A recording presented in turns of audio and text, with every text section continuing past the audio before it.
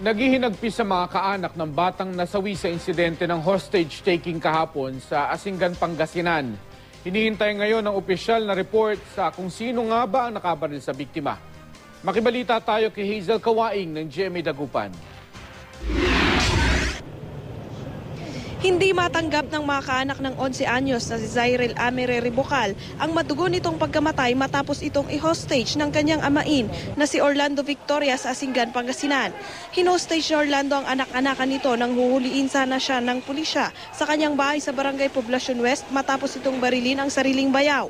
Tumagal ng humigit kumulang 3 oras ang pagkikipag-usap ng pulisya sa sospek.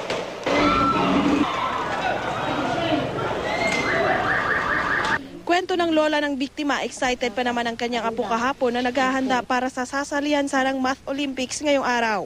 Inang, kunana, ato'y sapatos ko, natukul mo ten. Kagkasano ngayon apanak maki-contest, pabuludan nakti sapatos mo.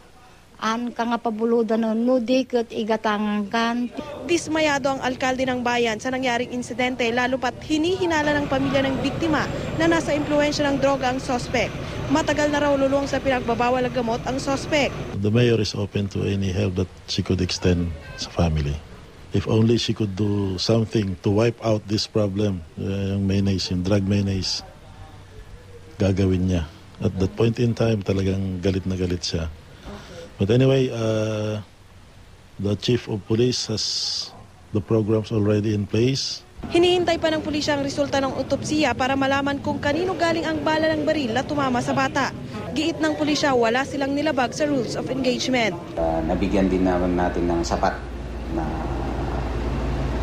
ipaalam muna bago natin gumawa ng hakbang.